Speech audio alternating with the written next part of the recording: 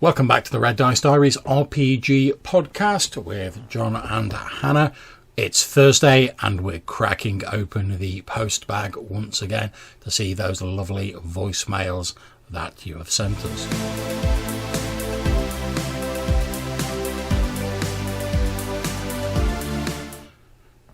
And before we start looking at the voicemails, we'd just like to thank the person who, after listening to our recent episode on court cases, recommended a blog post by my fellow Purple Worm host, Dave Aldridge from D Percentile, on his rules for theological debate in the Black Hack. A couple of people recommended that to us. I'm afraid I can't remember the names, but our sincere thanks to recommending that for us. We're going to give that a look.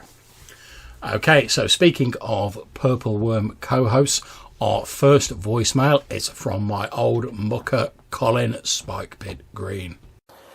John, you'll have to excuse me for not using the, speak pipe.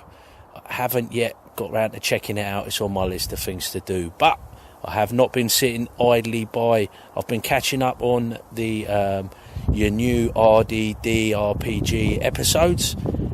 In particular, I was enjoying the episode where Hannah was talking about Star Trek and modifying fate for it to work with the expansion of a campaign onto the space station, and the talk of Scum and Villainy really piqued my interest.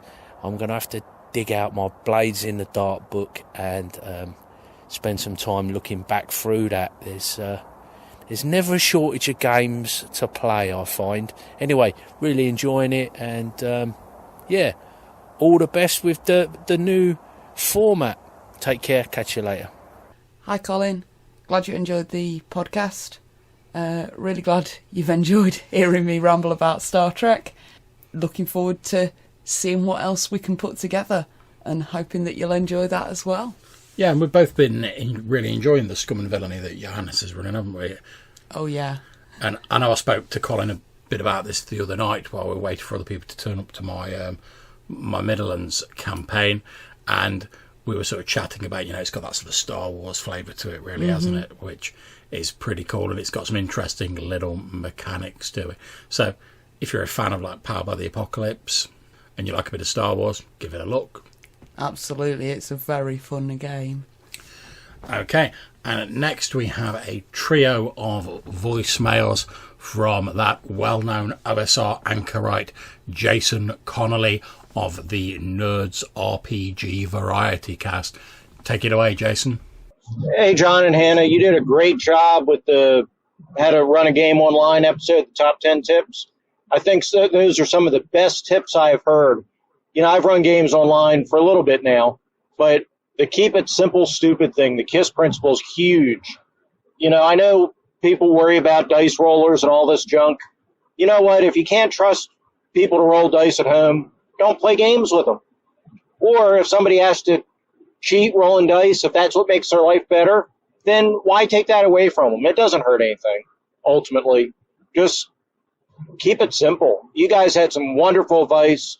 I'm really glad you put that out there, and I'm going to recommend that in my next episode and to other people whenever they ask, because you nailed it, spot on. So just want to let you know that.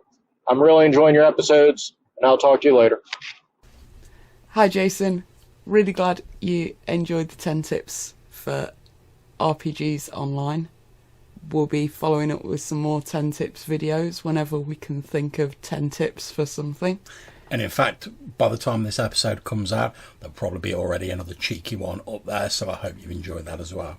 And your point about, particularly at the moment, trusting people to roll their dice or just not worrying about it, absolutely. Keep it all simple, keep everybody in the game.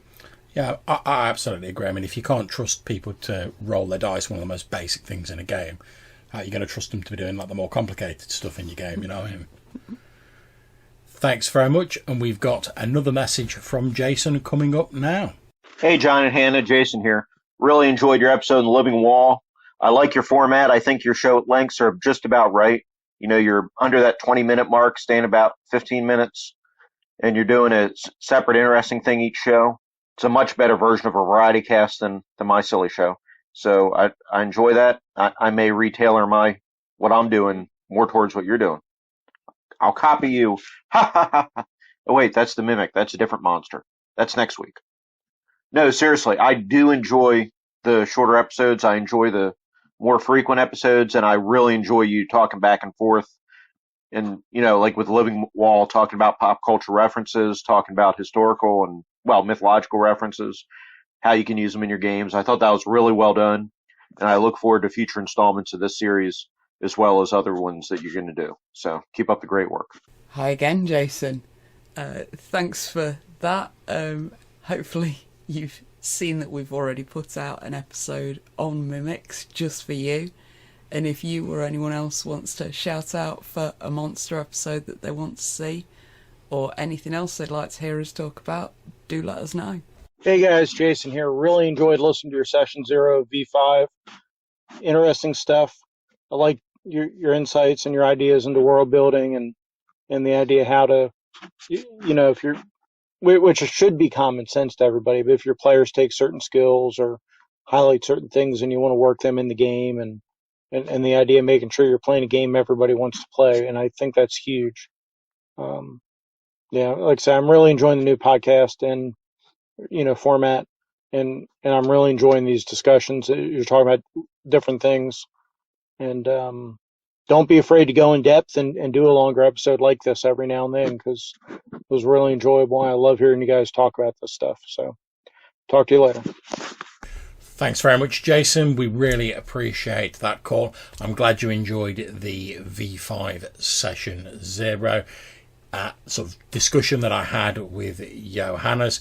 Yeah, we're going to put out the occasional slightly longer episode when we have a subject that we feel merits it, but we're going to try and keep the other episodes reasonably short and punchy, just because we know people are busy and people haven't got time to listen to like 3 sort of 2-hour episodes plus whatever a week, but we will do a longer one every now and again when we think it's necessary.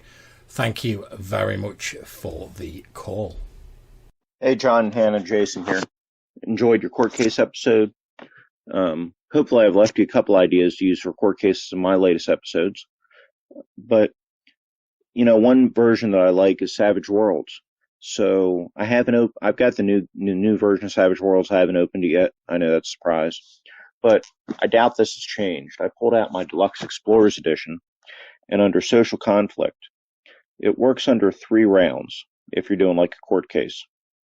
And during each round, you'll have one side will present their case, the other side will dispute it, and then the third round, be going back. And then you make opposing rolls.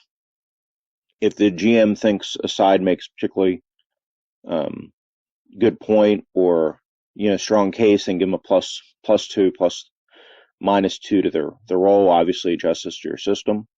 The other thing it has is your other party members, if they provide something, they can assist, so that you could use that as far as if somebody's running around getting information and bringing evidence.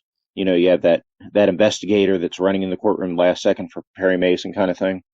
And then it has a little table at the end, depending what the results are, whether you tie or, I'm going to leave you another message to explain the results. So again, Savage World, Social Conflict rules. It's broken down to three rounds of conversation, each focusing on one particular point. Further rounds represent the turn of conversation to additional points. Each round, player character role plays his argument, makes a persuasion roll, which obviously you do however you can do in your system. Or if they're arguing against him, he would make an opposing roll. So after you've gone those 3 rounds, or however many rounds you want to go back and forth, you check how many victories each have, so you have margin of success. If it's tied in a court case, the defense would win, as the burden of proof is on the prosecution. On 1 to 2 margin difference, the jury finds a reasonable doubt if defense wins, or assigns minimum sentencing if the prosecution wins. 3 to 4, the jury invokes severe sentencing if the prosecution wins. If defense wins, defendant is cleared on all charges. And 5 plus, the prosecution wins court case, defendant receives maximum penalty. So Just a thought, Savage Worlds actually does a lot of things really well and has a lot of little sub rules like that work pretty well. But like I was saying, you can do the thing where your investigator is running the evidence in the courtroom at the last second, and you can use that where other players can roll against a skill investigation or whatever, and then give a bonus to your players roll that round, something like that. I hope that didn't come across too broken and stupid. Really glad you enjoyed the court case episode, and yeah, that's a really interesting system. I will pull the Savage Worlds book off John's shelf shortly and take another read through it. Oh, I think I've only got like the cheap ass like Explorers edition or whatever it is. That's fine.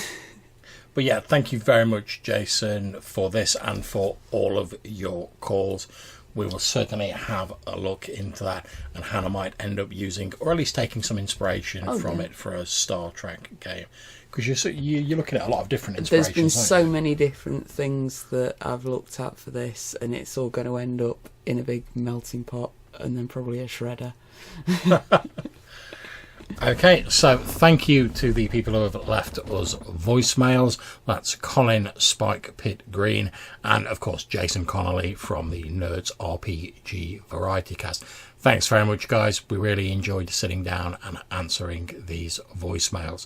If anyone else has any voicemails or communications they want to leave us, you can drop us a message using the SpeakPipe website. There'll be a link in the description for this show. Or you can leave us an email. The email address is rddrpgpodcast@gmail.com. So hopefully we'll see you all soon. Take care, stay safe, and keep gaming.